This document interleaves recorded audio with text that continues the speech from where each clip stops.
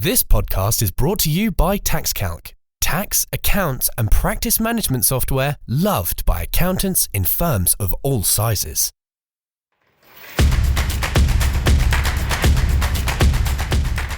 Welcome to the TaxCalc podcast of the TaxCalc webinar, Maximising Practice Value for a Successful Exit, presented by Andy North and Dean Shepherd with special guest Bev Flanagan. The original webinar was broadcast on the 20th of March 2024 and can be viewed at www.taxcalc.com/events. Please be aware that deadlines, rates and other technical details referenced may have changed since this date.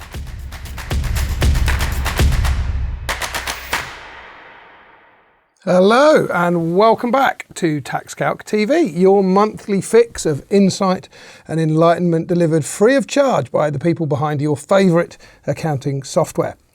I'm Andy North, the CMO here at TaxCalc, and once again I'm joined by Dean Shepherd, our Head of Customer Engagement. This week it's all about exit. Unless you have supernatural powers of longevity, it's highly likely that at some point you're going to want out of your firm. And when you make the leap, it's probably sensible to either sell for as much as possible or at least pass on as much of a valuable asset as you can to your chosen beneficiary. The question is how? What steps can you take to make sure that your firm realises the most value on exit, and what pitfalls you need to avoid that might erode all of your hard work? Well, we have a plan. Well, not specifically us, but we are joined by the wonderfully insightful and outstandingly purple Bev Flanagan. Bev is on a mission to stop accountants wasting their hard work and simply letting the value of their firms dwindle.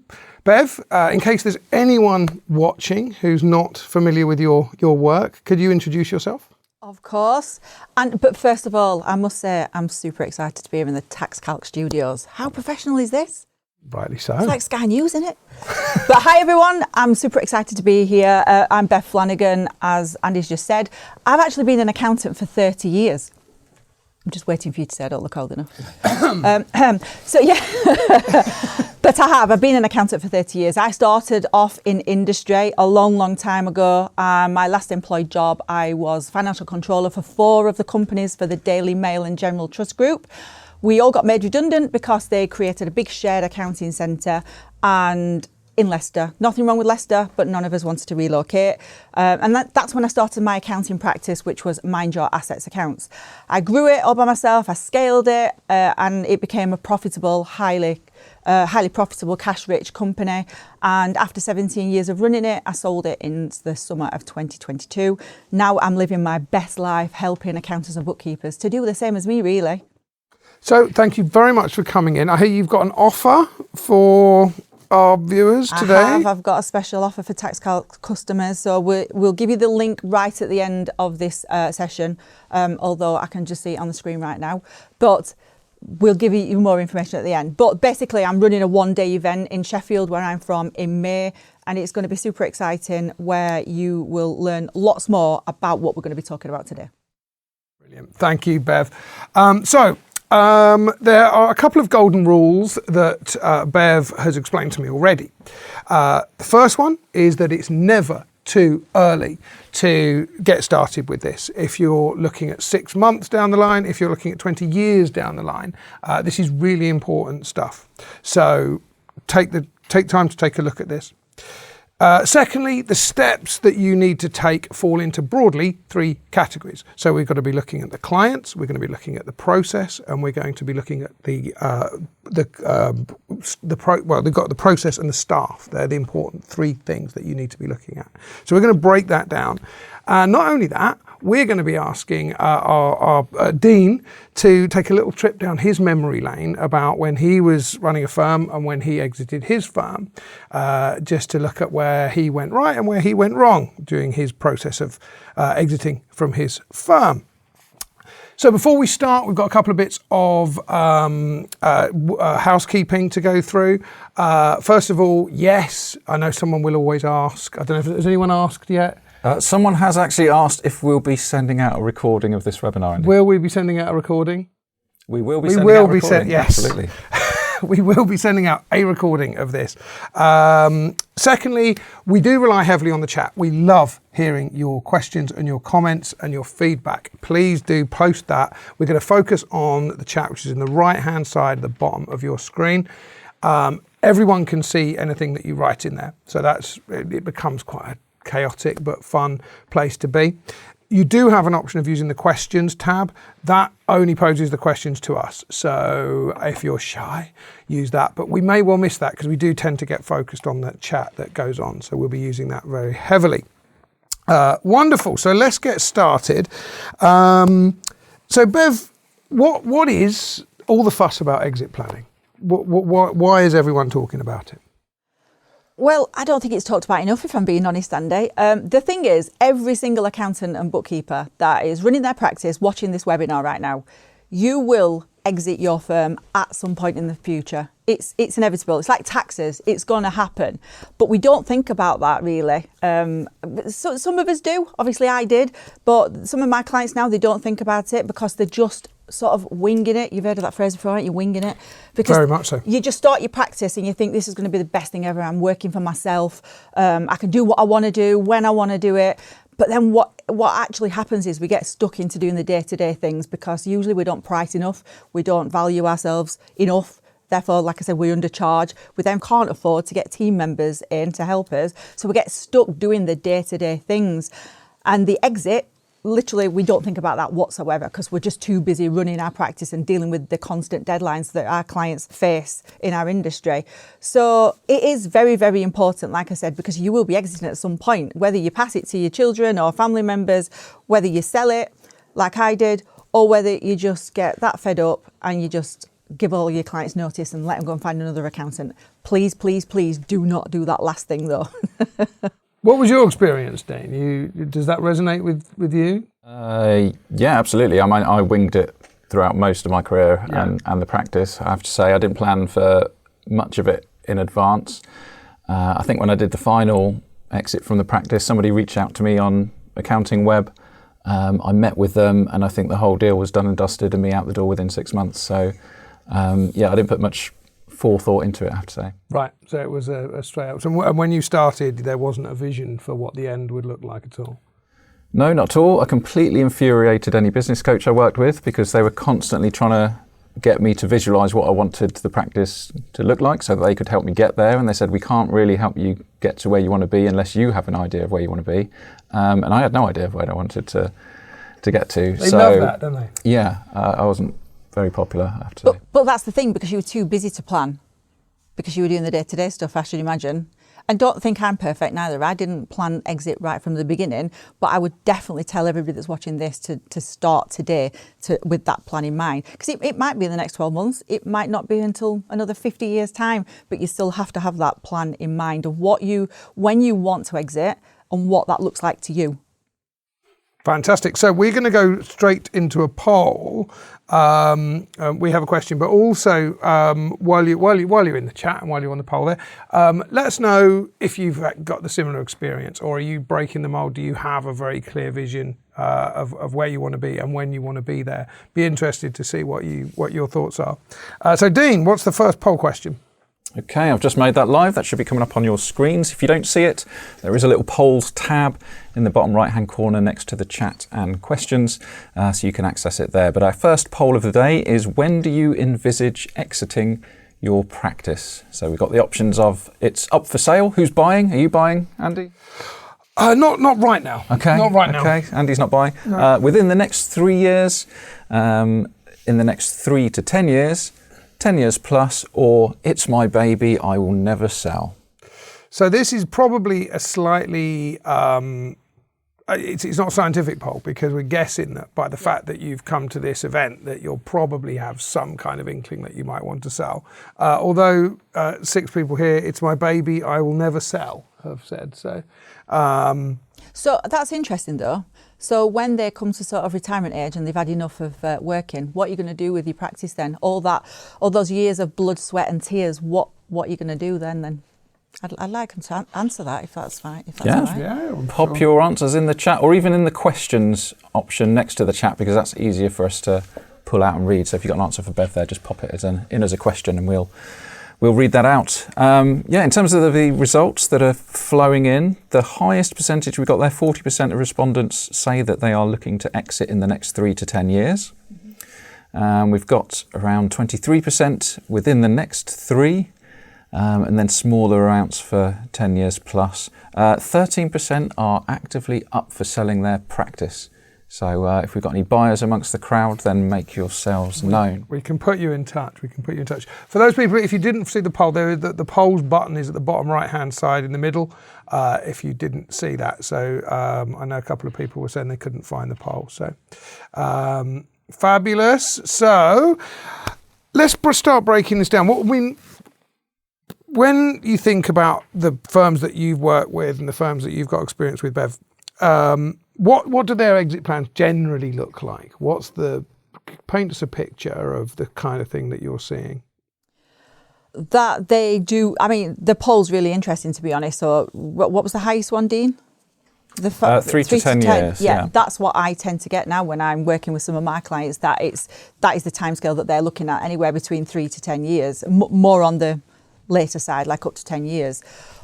But they're not ready. They're not ready yet. And that's what we're here for today, to tell you about how you should be ready and getting ready. Because even if you want to sell in 10 years' time, you should be ready now. Your practice should be saleable now, if you get what I mean. So it's the highest value that it can be right now. So don't wait and leave it till that 10 years and then put everything into place because you're just about to sell. We need you to do it now. So all the processes and your teams and your staff, your clients, everything, it's all running as efficiently as possible right now. So it gives you that time and financial freedom now while you still got the practice. So you're seeing people who kind of get to with it, I want to sell in a year. And then they go, what can I do? And the damage is kind of done. Is that right at that point? No, there's still a lot that they can do. Even if you want to sell in 12 months, there's still a lot that they can do right now. It's going to be hard work if things aren't ready, as in the stuff that we're going to go through in a second. But it's doable. It's doable. Yeah, okay. It's doable. We've had comment in one of the questions here. Ashley says that one of his clients never thought of selling. He was just going to wind down before he actually explained to him that the practice had value, and now he sold it. And I think that's a really common scenario that we see, particularly for sole practitioners who are working on their own, where when you start your practice, you think, okay, this is kind of going to be my pension. You have it in mind, as lots of business owners do, that you're going to sell it and retire. But then I think as you start approaching retirement age and perhaps the financial demands you have are less than they once were, people tend to just take the easy route, let clients go, don't take any new clients on, and at some point think, okay, now I'll just write to all these clients and say, goodbye, I'm off. And that's the worst thing you can do, like we said before. It's all your hard work of years, blood, sweat, tears, and etc. Why would you want to give that up and not get any financial gain from it at the end? And you're right, Dean. I think a lot of practice, not all of them, but a lot of practice owners don't actually see their business, their practice, as an asset.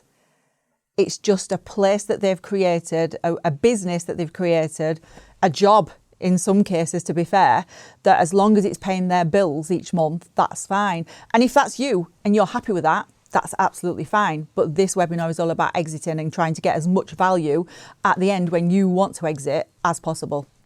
So Robert has made a comment that he says he's 71. Hope you don't mind me sharing that, Robert. You did, in fact. And talks about the loyalty that he's had from the 40 years of experience with his clients. And that's something I think we're going to talk about later, yes. is about that kind of more emotional side. It's a tricky one. It's one I find fascinating as well. But let's get into to this. So we're going to break this down. First of all, we're going to look at clients. So thinking about your firm, what are what's the ideal shape of your client base, and what's bad? What do you want to kind of avoid when you think about the complexion of your client base? Talk us through it, Bev. Okay, let's go through some things then on the basis of clients. I'll give you some tips that what acquirers, people that want to buy practices, look for, and some of the pitfalls as well. So the marketing. Now, we are accounting professionals. That's what we do. but we are still salespeople because we need more clients, because ultimately we want to increase our annual recurring revenue, because more likely than not, when you exit, your valuation will be a multiple of your turnover. So, right, this is what we need to work towards. Now we need to get our turnover as high as possible and our profitability as high as possible. So we do need to market. So just think about your practice right now when you're doing your marketing, when you're doing your networking, etc., when you're getting out there, your brand, etc. Is it you, the business owner, that's doing that? Or do you have a team? Are they involved in it? So if your team's involved in it, that's better for your business, because it's not reliant on you to get the sales in, if that makes sense. Another big one is not to have any one of your client base more than 10% of your total revenue.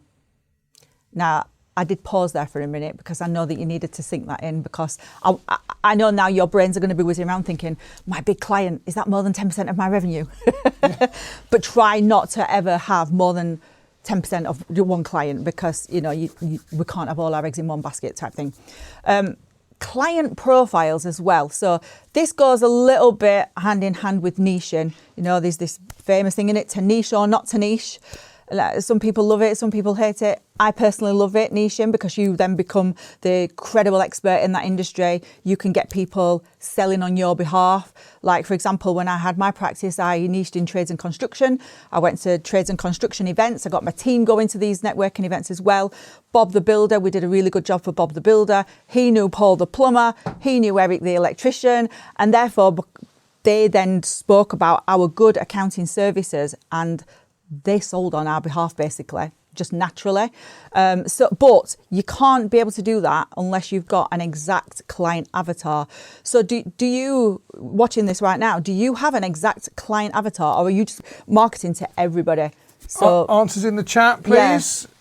Yeah. Avatar, if you've got a clear idea of what your ideal client looks like, just type avatar.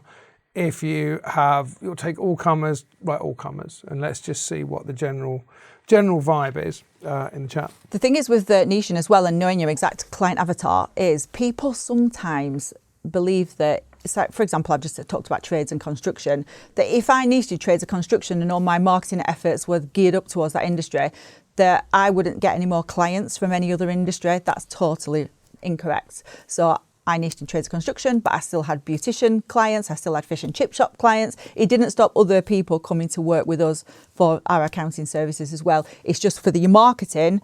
If you've got that spot on exact ideal avatar of your clients, you know exactly where they hang out, you know exactly how to market to them, because you know their pain points and their desires and what their needs are. That makes it so much better for marketing. And obviously we're talking about increasing your revenue here, so that you can get high value for your practice. I think another thing as well, Andy, is the multiple reliable acquisition factors as well. So a lot of people that I see just rely on referrals. I was going to say referral strategy. You mean client acquisition? Client acquisition, sorry, yes. Because we're talking about clients, so yeah, getting clients in. I think a lot of people think that they've got a referral strategy, but they actually haven't. They're just waiting for the phone to ring. Like, I've done Bob the Builder a really good job. He's definitely going to go and get me some more clients now. Well, have you got a strategy for that? Have you got any sort of, I was going to say offers, I would never say discounts, but have you got an actual strategy for Bob the Builder to go and get you clients?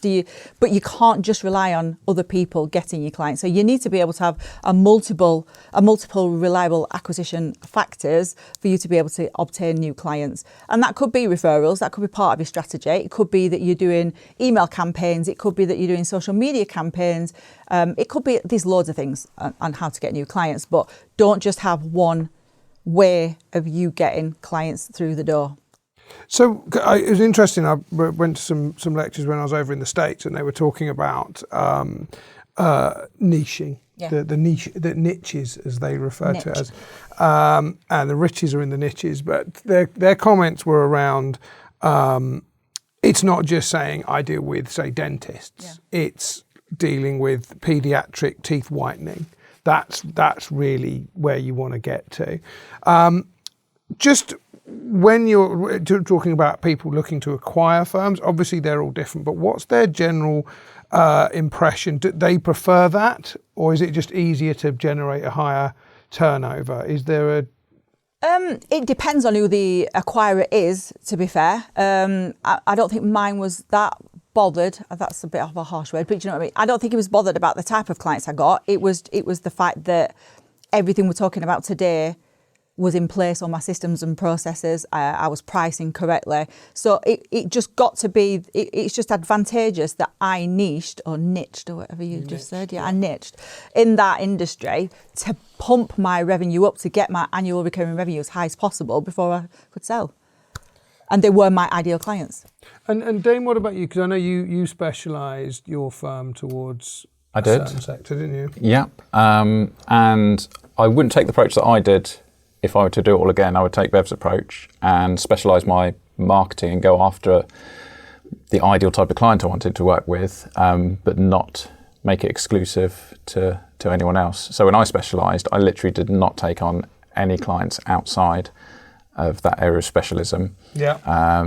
Even though I was approached, and I did find that I was turning some very good clients away because I was sticking so rigidly to the niche I went after. So I had all the benefits of holding myself out as the expert, getting known in a particular industry, and those types of clients in. But I think I missed a trick there by not also taking care of other clients that we would have been a really good match for, in spite of the fact they're not in the same sector.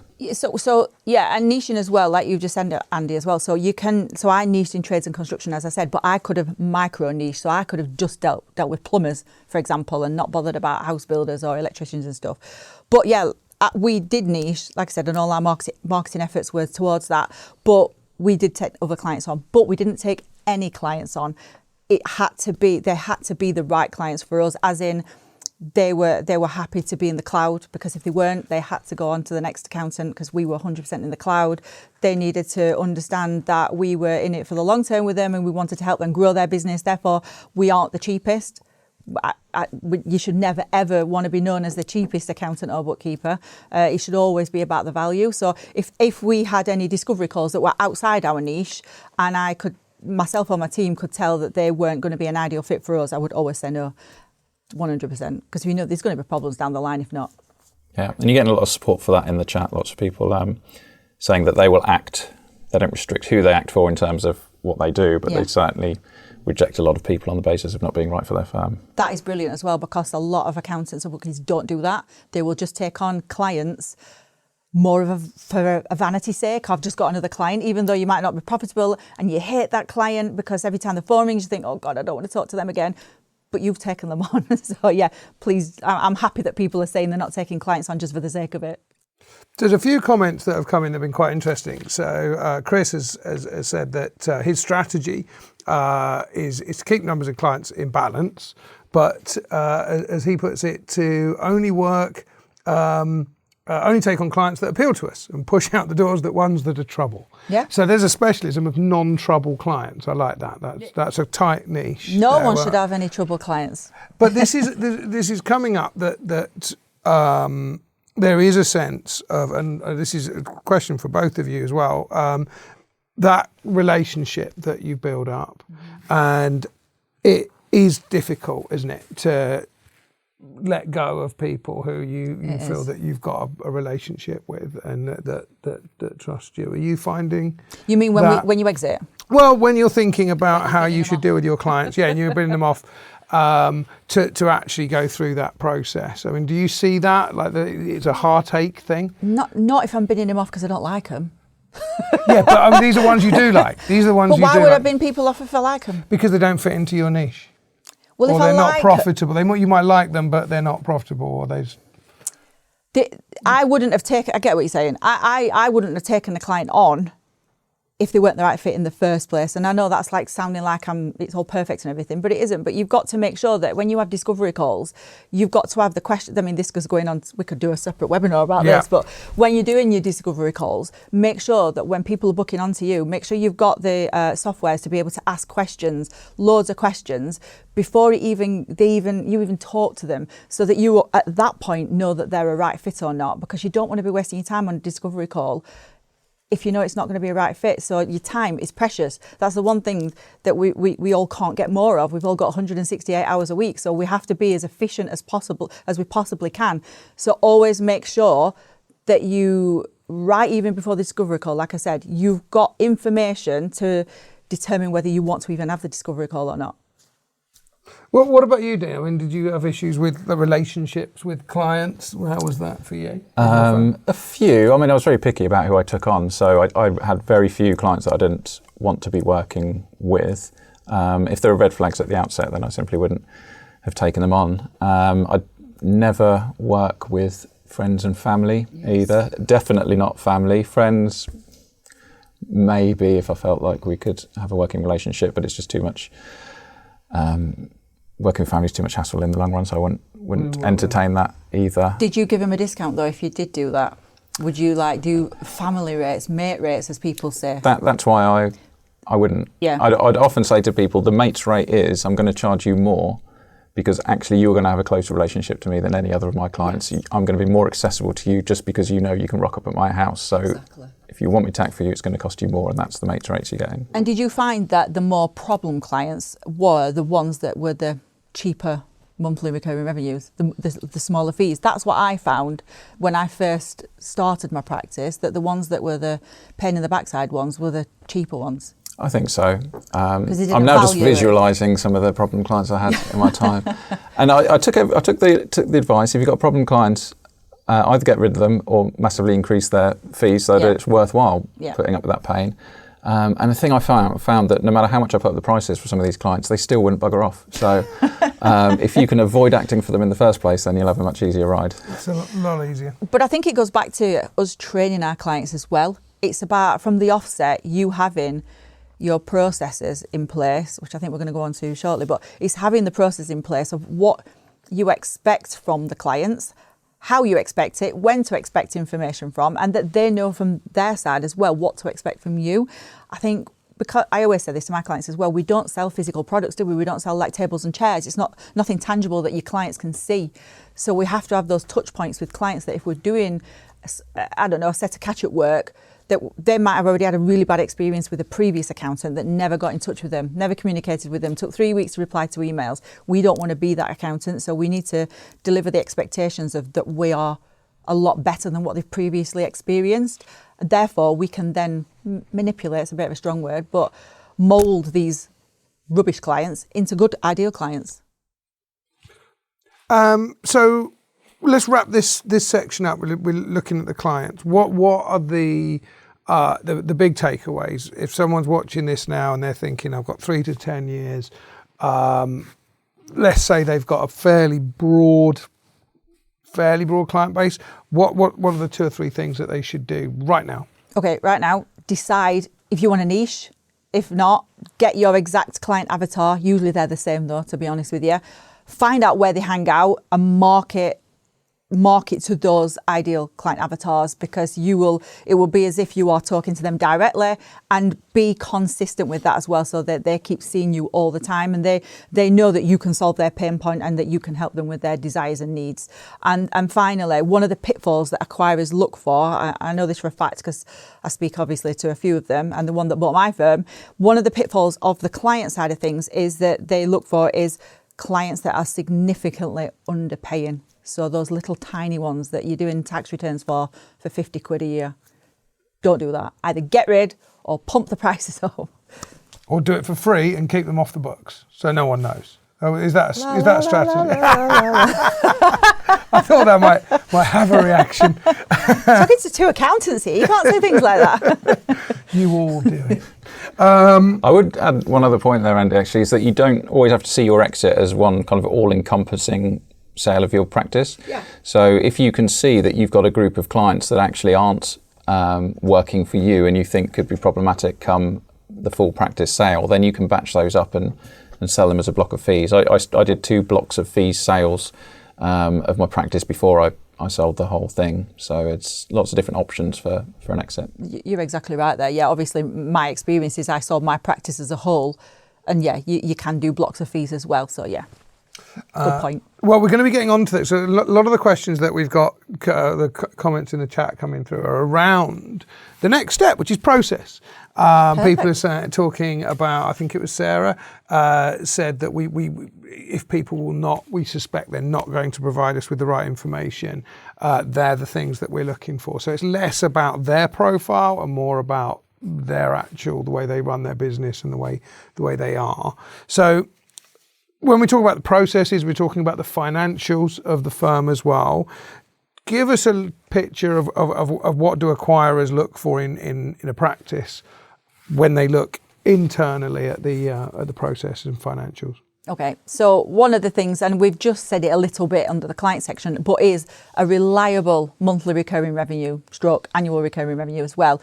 And what I mean by that is reliable, because sometimes one of the acquirer that bought my firm said that when they did due diligence, some of the clients that were on there under the turnover bracket were clients that left like 10 years ago, but they still kept them on the books. So their own books weren't up to date. So therefore they didn't have a reliable annual recurring revenue. And like we said, sometimes if you're selling your business as a whole, it's a multiple of your turnover. So they'd have to exclude those from this when they're calculating how much they're going to pay you for it. So and this sounds so ridiculous for me to say this to a group of accountants, but please make sure that your own books and your own financials are consistently up to date. Sometimes I see that some accountants don't do that because it's not a profit-making task, is it? Because we don't charge ourselves to do our own books, so we do our clients first, but we need to always make sure that our own accounts are up to date as well. Like I said, I know that sounds silly for me saying that, but there are accountants out there that don't do their own books and keep them up to date as they should be. Some of the other things as well is the KPIs as well. Do you do KPIs? So do you do management accounts for your clients? I should imagine some of you do, which is great, but do you do that for your own internal finances as well? That's really good for you to keep your own KPIs as well for your own business. Accounting whip as well is a big thing. So when I sold my practice, accounting whip came up. And does anybody know what accounting whip is? Quick, put it in the chat. I want to know if you know what it is before I tell you what it is. Yes or no? Because this is a big thing when acquirers come to value your business as well. So if you were like me, I used to charge monthly fixed fees per client, depending on certain things like number of transactions, etc., turnover and things like that. So part of the monthly fee that I receive on a monthly basis into my bank would include such things as a year end. But when I sold, I might not have done their year end at that point in time, but I've been paid 5/12 of it, for example. So you need to also make sure that you're accounting for that WIP. So the money that you receive that you've not actually done the work for yet. Yes. So accurate, solid financial records. Solid financial records, yes. We talk a lot about ARR. Yes. And there's ways of recognising that. But if your client base is kind of quite transitory, is there anything that you can do to make sure that turns into a solid recurring revenue? As in, do you mean like project work type thing as opposed to I'm just thinking about ways of locking clients in that you've seen. I don't know how you used to work, Dean, but for me, every single one of my clients paid me monthly, even if it was self-assessment clients. Even obviously it's a smaller fee than having a virtual finance director client. I still charge my clients on a monthly basis. Better for me for my cash flow, better for me for my monthly recurring revenue, annual recurring revenue, better for my client for their cash flow as well. They know exactly what they were paying. Did you used to do that? Yeah, I'm actually finding it really interesting in some of the comments when you talked about the WIP. Your scenario was that you had to count for clients that had paid you in advance and you'd not yet done the work. Lots of people in the chat are saying lots of work that you've done and you haven't billed yet. But I never had that situation. So I never had debtors, ever, because of how I invoice people. So they got invoiced up front. If I took any clients on that had some catch-up work, like I've said before, I would always invoice first before I do the work. If you go to Sainsbury's, Tesco's or whatever, you're not going to go and buy loads of shopping off the shelf and say, I'm going to pay you next month. Why should we be different just because we're an accounting practice? Yeah, as I'm eating it, as I'm walking through. Yeah. Why should we be different? Why should we wait to get paid? I never had any debtors and it is totally achievable. Chat. Hit me. Why, if you're not doing a monthly or payment in advance, why not? Are there any issues that you see with that, or is it just the way you prefer it? I'd be interested to see your thoughts. Or is the way you've always done it and you don't want to change because you daren't change? That's a big thing that I get come across. My clients won't pay me that. Well, they will if you show them the value of why you're doing it like that. And you never had any pushback? Never. No? Never. Yours were... Yeah, I mean, I didn't have any whip, I didn't have any debt either, because my model was a subscription model. So nobody was paying me on account of work I'm doing in future. I would say to people, here's the monthly subscription and here's the work you'll get over the course of a year. If you leave at any point, there's no notice period. You can cancel immediately and leave. There's no clawback. I don't bill you for anything that I've done and not charged for. But at the same time, there's no refund if you've paid me for the year and I've not, we've not done your accounts. You've not done the accounts. You've not done the return, say. So did you find that you had many cancellations, and did they all come at the same time of year? I didn't have many cancellations, but when people naturally left, like some people, they would ask when if they wanted to leave and say, oh, I've been paying this and, am I due some money back? And I'd have to remind them, no, it's a subscription basis. It's an all or nothing. You subscribe, you get me for everything. If you leave, there's no making up one way or the other. So I think that was much easier for clients to understand. I think perhaps if people left, they'd then have conversations with other people who had an accountant that did bill in a more traditional way, and they would suggest to them, oh, you'll have to ask if you're due something back. You've probably paid up front for things. But I didn't operate that way, so it did make things much simpler to explain. I think the thing that I didn't do that Bev, I'm sure, did would be if you're doing, let's say they approach you after that tax return is due, you would bill in full for a piece of work there and then before kind of setting up a monthly ongoing. They would have already paid before the work was done, yeah. So I get a lot of this comes back to, I know we spoke about onboarding briefly before, but a lot of this comes back to the onboarding. So those first conversations with your clients are absolutely crucial and necessary for you to be able to know exactly how to charge them. Because you know what it's like if you take a client on, and especially if you charge like we did, so like by value pricing, like by turnover and transactions and things. And we used to regularly review that every 3 months for bookkeeping, every month for payroll, every year for the year-end accounts, etc. If you took a client on, right, how many bank transactions have you got last month? Oh, there's not that many, there's about 10. And then you physically get the statements and there's like 250. So you've got to be able to structure your onboarding that good that you're not going to sort of be bitten down the line. Do you know what I mean? And you've got to portray that to your clients so they know exactly how. You might be different. It might be different to come and work with my practice than what you've experienced before. But that's fine because we're loads better than your previous practice. Just one thing I'm curious about. What happens if with a subscription model, say an inquiry comes up and that would just be seen as outside of that subscription? Or is that rolled into that subscription? It would be outside, but I would sell the inquiry protection service as a subscription. Another thing that wasn't covered by insurance, but an additional job. How flexible were you around how big that an all-you-can-eat subscription is quite? So for me, anything that's ongoing, so whether that's accounts, VAT, tax, bookkeeping, payroll, or risk of an inquiry, everything is built into that monthly subscription. Right. They can choose whether they want those things or not. The inquiry protection, I actually even broke it down further. So even though I had all practice cover, so the reality is every single client's covered for any type of inquiry, I would sell that in different ways. So you could have just tax return cover, you could add VAT to it, you could add payroll to it, you could add cover for your spouse or joint business owners. I was always covered. The insurance policy covers my practice, but I would sell it in different ways to whatever level of cover the clients want. So everything that's recurring is built into a subscription. If it was one-off, that's the only scenario that I would have billed separately. Still collected it monthly over an agreed period of time, but it would have been billed separately, not as part of that subscription. But I didn't do that much of that type of work. Most of what I did was typical compliance, ongoing stuff. I really didn't do a lot of one-off. Right.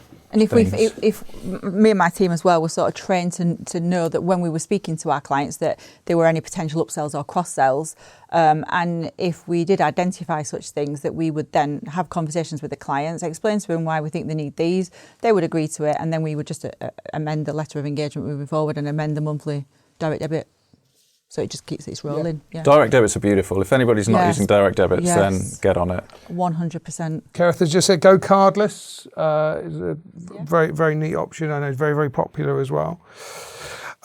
Okay, so just to wrap up, if we're talking about like that, the processes and the financials. So an acquirer comes to look at your firm. What is it that you really want them to see? Can you just encapsulate what the takeaways are for? Yes, so just to make sure you have got that proper reliable annual recurring revenue, which is made up obviously of your monthly recurring revenue. Keep your own financials 100% up to date. Put it in your diary. It's a part of your business. So some people think that, it's because it's not a profit making exercise to doing your own books, they won't do it, or they'll do it in an evening or a weekend. Don't put it in your day to day. Make sure that you keep that up to date each week, and make sure you looking at your WIP all the time. And just don't have that over enthusiastic view of profit, because that's what acquirers look for. But the acquirers, so they want to come in and see that you have these figures, this information at your fingertips, and how far back. I mean, if you say you've had this profit for, do they want to see that over 10 years, 5 years, 1 year? What do they like? It totally depends on the acquirer, but usually it's the last few years, so maybe the last 3-4 years, but they'll also look for management accounts as well going forward for this year. If your accounts obviously aren't due yet, they'll look at management accounts as well, which is why you need to keep your financials up to date. Got you. One more last question on that section was whether you're running as a limited company or as a sole trader. Does that make a difference from an acquisition point of view, from a value point of view? Well, if you're sole trader, you are the business is you. So I think it probably doesn't matter, depends on who the acquirer is, as long as you can sell the block of fees, like Dean says, or you want to sell all of it across. It depends on your branding, I suppose, in that sense. If it's all about the owner, then it's all about the owner, and you've more or less created a job rather than an asset. Yeah, it's a really. client base as well. You're selling Yeah. I would say a company probably gives you more flexibility in how you could structure a sale. When I sold, I think in each scenario I was a company, but on the final sale it was going to be done as a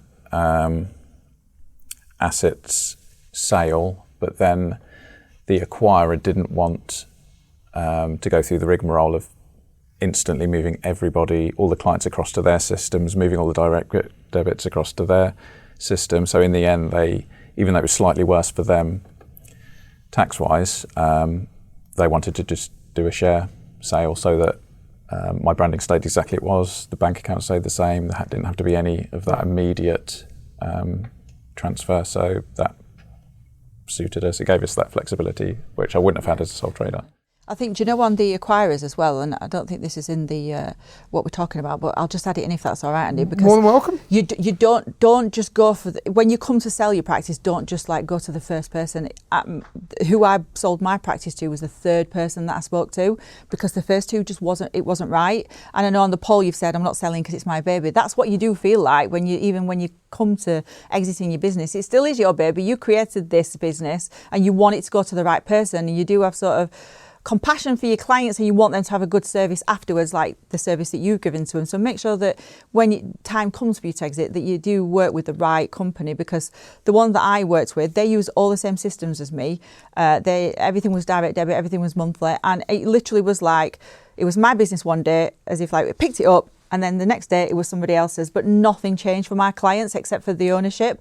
So for them, the day-to-day stuff, nothing changed. My team moved over and everything, so systems stayed the same.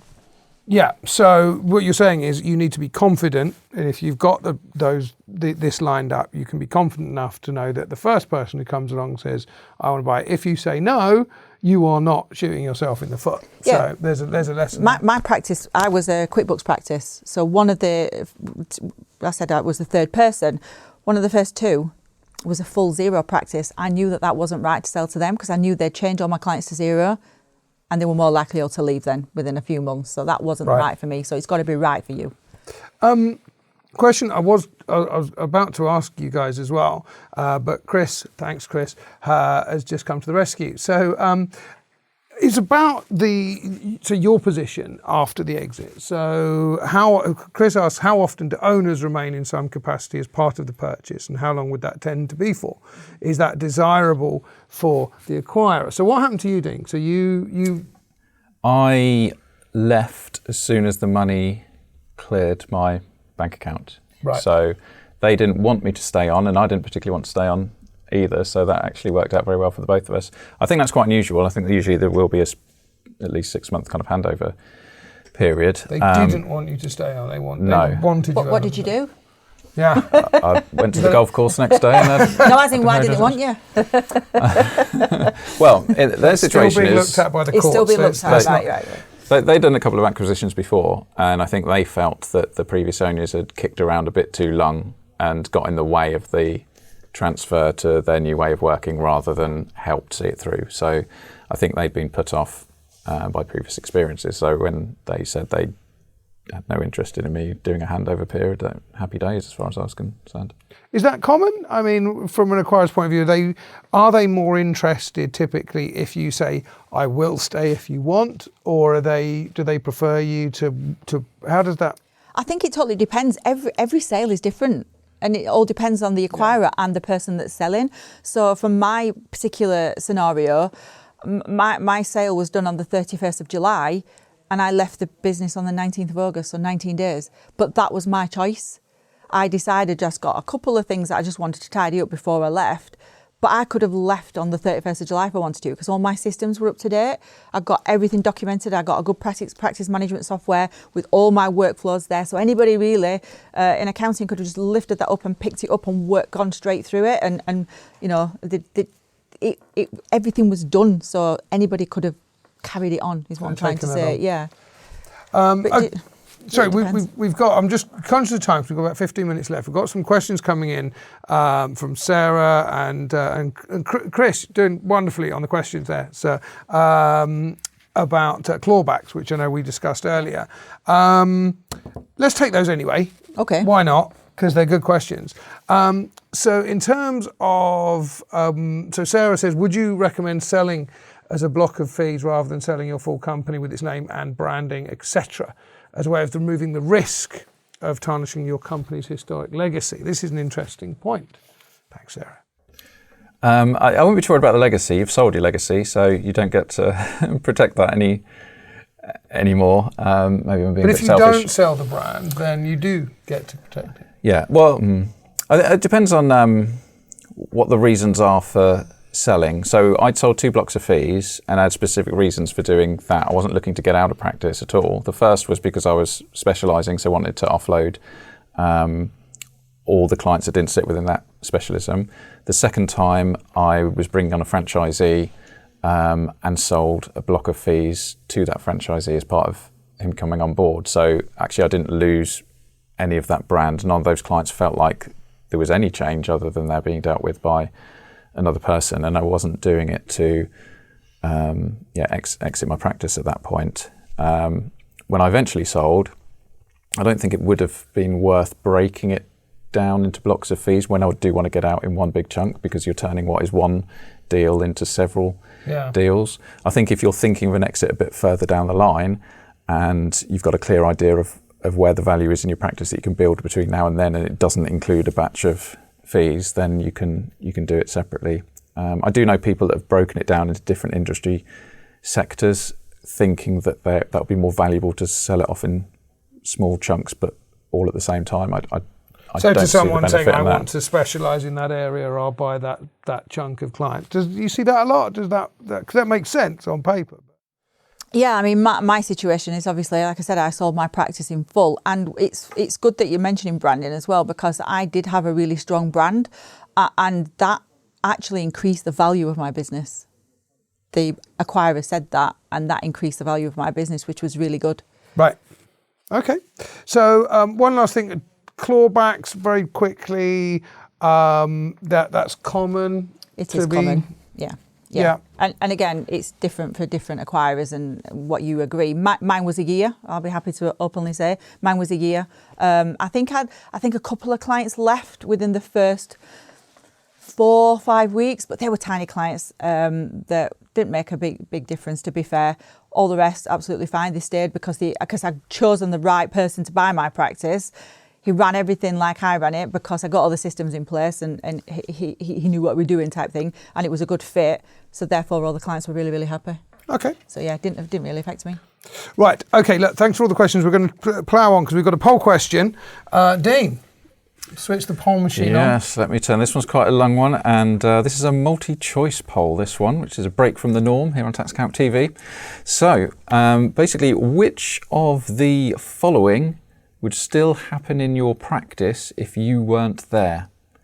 And the options that we've got, I'm just going to read them out, but we've got basic compliance work, more complex work, staff payroll. Would somebody still be doing the staff payroll if you were incapacitated at the end of the month? Your supplier is going to be paid. Is there still going to be marketing activity that takes place if you're not the one doing it? Prospect meetings and quotes, does that happen without you? Recruitment activity, and I think internal training is the last one I've got on that list. And I've listed those because I would say in my practice, how many? 1, 2, 3, 4, 5, 6, 7, 8 of those. 7 out of 8 of those wouldn't take place if I wasn't in the practice. I'd be fairly confident that the basic compliance would continue as is if I disappeared for a month. But the complex work still fell on my desk. I was the one that did the payroll every month. I did all the marketing activity, all the prospect meetings, all the new client sign-ups. None of the others would have happened without me in my practice. Even payroll? Payroll, yeah. Staff payroll? Yeah, staff payroll, that was me. I mean, I don't know who would have, if I wasn't there to make those bank transfers to my team, if I was incapacitated, I don't know, my wife would have had to do it out of the personal bank account, I think. I don't think anyone else had access to the account.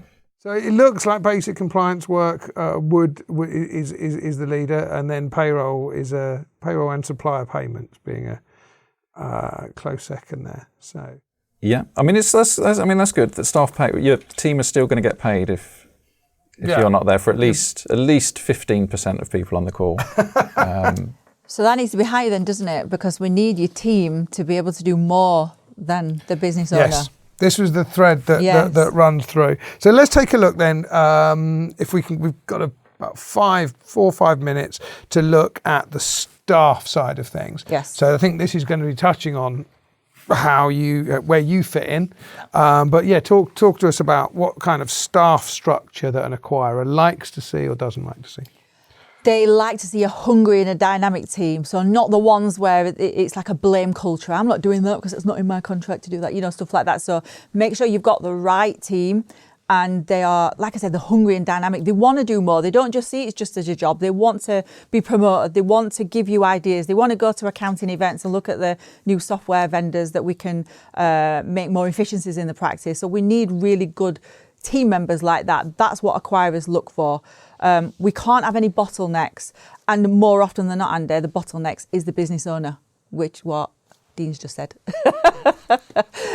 So we need to try and get rid of the bottlenecks. So that usually is the owner, and it also could be systems and processes. So think about your systems and processes right now. Do you have a good practice management software with all your services in it? And I'm not just talking about your accounting stuff, your compliance stuff. I'm talking about everything that you do in your practice. Do you have everything documented? Do you have workflows for everything that your team can do and that they can pick up so you don't have to do it? We've spoken earlier about the client side of things, marketing without the face of the owner. But the delivery of the accounts and stuff without the owner. So we've just said in the poll there that the compliance, a lot of people are saying that the compliance can still happen without the face of the owner. But what about the discovery calls? What about going to see clients and stuff like that? What about networking? Is that all down to the owner? Try and get your team involved as well, so you are away from that side of things, so that the business can run without you. If the business can't run without you, I know it sounds a bit harsh, but you've just created a job, not an asset. And that's what this webinar is about, realising that you've got a valuable asset and we're trying to increase that valuable asset for when the time comes that you want to sell. And the biggest thing for me, automate, automate, automate. Automate as much as possible. Only 3 automates. Well, I can keep going if you want. I think 4 you or keep 5. saying it for the next 5 minutes if you want. Automate the hell out of your practice. I think it is an issue, and this is what I speak to people all the time. I think there has been some comments in the chat about that notion of it's all very well, we can say to people, look, let go, but it's very difficult, I think, as a human being who's built that firm up to be able to step away. I don't know if there's anything we can do to help someone who finds it naturally difficult to say, I'm going to close the door. I'm just going to let them get on with it, because that can be quite difficult, even though the chances are nothing would go wrong. Well, I wouldn't do that to start with. You've obviously got to hold the hand and help them. Yes. And that's where the systems come into play. So that, usually when I did training, I would sit with somebody, I would show them how to do it. So they would watch me, and then they would do it while I was watching them, and then they would do it while I watch them, if that makes sense. And then the more somebody does something, the better they're going to be at it. But also because I've got the systems in place, so we've got a lot of internal how-tos. We did a lot of Loom videos, so we recorded our screen on how to do this, how to do payroll, how to do this. So we'd always got like that sort of manual, that internal log for anybody to go back and re-look at that if they did forget how to do something or whatever. But no, I totally get you. It's your baby at the end of the day. It's your business that you've created. Yeah. But if you want to profitably exit your business at some point, you have to do these things. So try and think about, not right now when you're thinking of your future, you're thinking of that pension pot like you've said. So the more of these processes and systems that you do, and the more somebody else is doing it for you, the higher the value your practice is going to be in the long run. So it's about having the confidence to get, not just to give them the work, but to empower them. You've got to empower them, that. Yeah. And that can be difficult. It's doable. If you've got the right rewarding team members as well. So, which is what we said, a hungry and dynamic team as well. Right. I see. So, Dean, what about yourself? I mean, you had a few members of staff, and what was your relationship like with them? And I don't think I've got any success stories to share on the staff front. My team were very good. There was 5 of us when I sold, and one of the motivations for going was that the team that I had in place then were very good, that everything was running super smoothly, needed very little of my involvement in the day-to-day. But I knew if any one of them left, I would be brought straight back into the fold and then have to try and find a replacement that was as good as they were, because I'd had quite a few people in the past that weren't anywhere near as good as the team I had when I left. So, that was one of the motivations for going. But yeah, I'm not a great manager. I think I was a very good trainer. So for the trainees that came on, I could bring them through and teach them everything they need to know about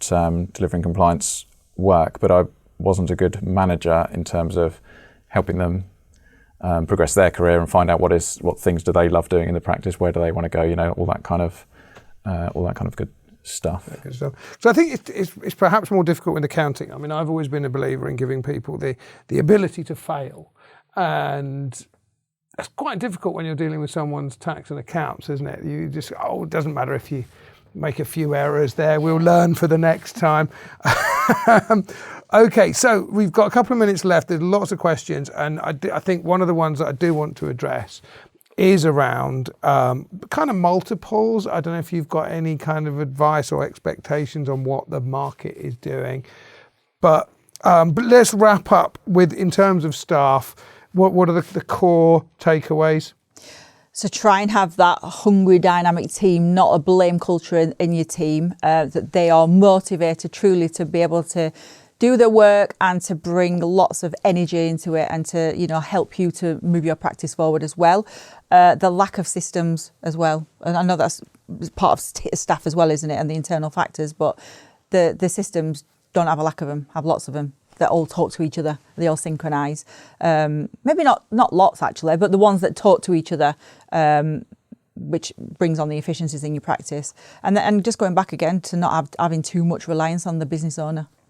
So make sure, and I think that's come across throughout the whole thing, is this: if your firm doesn't need you in it, it's going to be more valuable to someone who wants to buy it. Mm-hmm. So, okay, we've coming up to the top, and we've got One more poll question, Dean, if you can kick the poll machine. Yes, I can. One more time.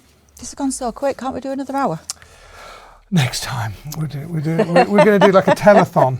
Telethon, yeah, 24 hour with Bev. That's fine. Okay, final poll of the day. How ready do you think your practice is for sale, given everything that you've heard so far today? So we've got the options: not ready at all, I wouldn't even buy it myself. Lots of work to become ready, achievable in the short term, or primed and ready for sale. And I think there's some people that are primed and ready for sale because there seems to be a lot of deals going on in the chat today. Right, so very exciting stuff there. So it looks like the clear winner is achievable in the short term, which is great. That's news. good news, yeah. So we've got some people that have hopefully been empowered by today's session. Is there anything you can share about? I know it can be very difficult. It's going to be acquirer. You're not going to ask me that question. I'm not going to ask you that question. Okay then. No one's asked it in the chat. He keeps asking me how much I got from a business. I've told him I can't say that out on TV. I just want to know, I mean, people have been talking about 1.1, 0.9. Is that fairly... Yeah, it can go from sort of 0.8 or something like that up to 1.5, I should imagine. I got quite a high one because of everything we've said today. I'd got everything right before I sold because I really did work very, very hard to get everything that we've said today in place. And it's difficult. It does take a lot of hard work from the owner to get all this in place, but it's worth it in the long run. I can't give you an exact multiple because it totally depends on your practice, totally depends on your acquirer. But the more you do in your practice, what we spoke about today, the higher your multiple will be. Fantastic. Okay, well, thank you very, very much. We've come to the end of today. Thank you so much for joining us. Thank you, Dean, for sharing your experience. So thank you for watching. We couldn't do this without you. Really appreciate you coming along. We're going to be back next week. We've got the Power Hour where we provide invaluable advice on actually using TaxCalc and all the functionality that you have, but you may have missed if you are a TaxCalc customer. Very useful. And even if you're not a customer, you might want to come along and find out what all the fuss is about. Next webinar, 10th of April, we're going to be back with Calathea. Lucy and Mike are coming in. We're going to be talking about AML. We're going to be talking about how the inspectors are viewing your practice. We had a huge interest in that last year and a lot of demand that they come back and answer a lot more questions. And we're going to be finding out about the farmer who unwittingly found himself with a barn full of cannabis, which was a brilliant story, and we want to find out what happened next. We've got some big news coming up, hopefully, where we inviting HMRC and Rebecca Bennyworth and Dean for a little chat about MTD, which will be very, very interesting. Keep an eye out for that, hopefully in June. And finally, we have we've got the offer. So, do you want to quickly run through the offer one more time? So if you've liked everything we spoke about today, I can help you to get on this journey to make your business more of a higher value, shall we say. Even if you're not going to be selling anytime soon, but if you go to that link, what's on the screen right now, I've got a 1 day full in-person event in Sheffield on the 9th of May. It's not a lot of money because it's not about me making money. It's about me giving all my advice and expertise to you guys.